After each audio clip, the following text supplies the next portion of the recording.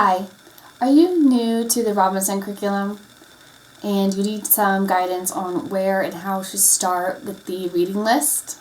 I've got you covered.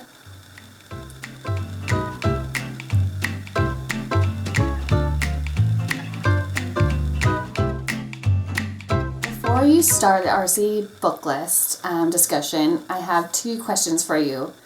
One, has your child already completed a phonics and program? If not, I recommend stopping this video and coming back to it later and checking out my video on preschool and kindergarten bridge curriculums for RC. I'll link it down below. The next question is, how well does your student read? Maybe they've completed a phonics program, but are they ready to start the RC list? If you're not sure, go ahead and have them try out the first book and see, The Life of George Washington, if they can read it fairly easily. If not, you may want to reconsider starting the list yet and go back to a more structured reading program. If you're interested in my take on that, I have a video on how we use the McGuffey readers, and I'll link that down below as well. Now, if you answered yes, my child's completed a phonics program. Yes, my child has completed an early structured reading program and can read independently quite well. Then your child is probably ready for the RC list. So I know that when we started RC, my oldest was going into 4th grade, so he already had a good base of reading. And so the question came up, do we start him from the beginning, the very beginning, or do we start him later on in the reading list? And I've seen a lot of people ask this question. And what we did was I just kind of picked from the reading list. So I had him go ahead and read anything that I thought was good knowledge to have, history-based knowledge, like The Life of George Washington is book number 1. But that would be a valuable thing to know about. So I went ahead and included that one. I think we did, he really liked Our Hero General Grant. We did that one. We did 4 American Naval Heroes and 50 Famous Stories. He liked it so much we had to spell stuff on it. And but we just kind of skipped over the Arthur Scott Bailey books and the Bobbsey Twins and some of the more younger reader type books, because I just don't think that would have been very interesting for him. And he did read the little Peppers books. So yeah, I did have him actually start on the very first book, but he read this in a day or two. It was super fast for him, right? Then once we got to a spot, I should say, for him, that he was, I think it was sometime in the Rover books, we just started going forward as normal. Now, let's go to my younger son. So he was not an independent reader yet.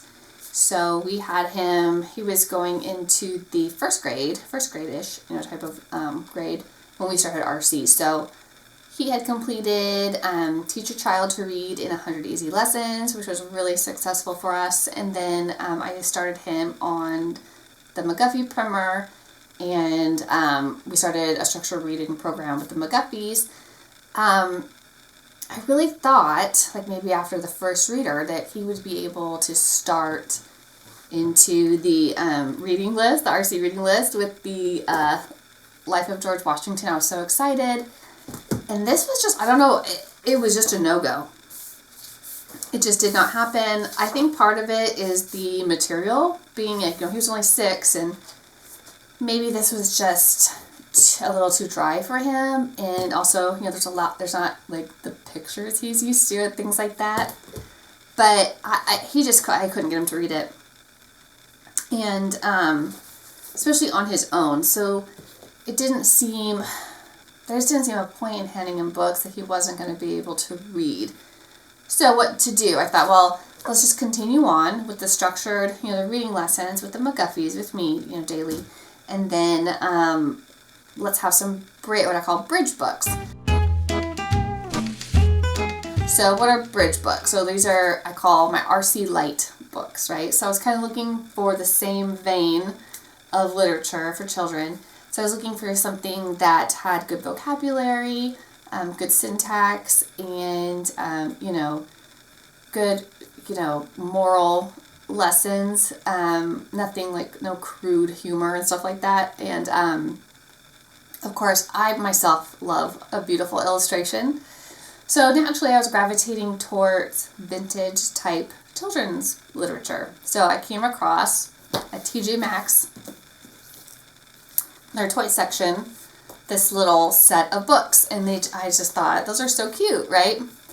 And I picked these up, and there's like 1, 2, 3, 4, 5, 6, 7, 8 of them. So these are more classic stories. I think they're all written in between the 30s and 60s. And here's some things I like about them. I like that they're small, so they're like actual child size. This is more comfortable for them, and it's actually not as overwhelming as saying, read this book. Do you know what I mean? For a 6-year-old. They feel like they can do it. And there's some beautiful pictures, along the way. But, it's not, the language is a little more complex and a little more well put together versus like our modern children's books. Like it says, he's nuzzled up against his mother to get her warm, sweet milk. Mother licked him gently. He felt safe and happy. So it's simple enough for them to read, but it's a cut above, I think, what we've been getting the last few decades, if you know what I mean. So what I was having him do to bridge, I was still having him do the reading lessons with me during the day, and then I started him out with 5 minutes a day. He could pick one of these books for the week, and then for 5 minutes he had to sit down and read as far as he could go. And I was nearby. If he got stuck on something and wanted to ask a question, he could. But I really wanted him to start practicing reading on his own. And then at the end of the week, to make sure he was actually working on stuff, he would have to read it to me. This was also good practice too, because he started learning how to bookmark, right? And save your spot, bookmark it, pick it back up, right? This is what you're going to be doing your whole life when you're reading books. So we're, building those little baby skills for reading. And at the end of the week, I expected him to be able to read it to me. And if he couldn't, it was fine. I just told him, we'll just keep working on it next week. We'll just start over, right? So he could start over from the beginning. And that motivated him to actually try to figure out how to read it and not just look at the pictures and waste time all week, because I wasn't going to give him a new book. Anyway, so we went through all of these books. Oh, I should know. I actually started out I actually read all of these to him at some point before I gave them to him on his own. So he had heard the story. He had heard all the words at least once. So we went through all of these, and I was like, I bet you he can go to George Washington. No. It was still a no. So then I went looking to see if I could find something else similar to these, just so that he wasn't just having to reread the same books constantly. And I finally made another set, right? And I'll link all these down below. And so the same company made a set of classic Christmas stories, which are really cute too. I couldn't believe it. I love these. So we did the whole process over again. And then I think we may have upped him to 10 minutes at some point. And that went really well. He loved those. One of these had music in the back of it. It may have been Santa's rocket sleigh. I love this. Look at the illustration. So cute. I think this is the one that has, see, it had music on the end. And my oldest actually, when he would read this, and then my oldest would actually play this on the piano. So that was really cute. I like that. Sailed for over a week, and followed our noses B-Day. B-Day or? By day. That sounds right. And when the stars come out at night, we followed the Milky Way. Okay, show me a picture. You want to see the first picture? I love the picture with the stars in it. You want to see the first picture?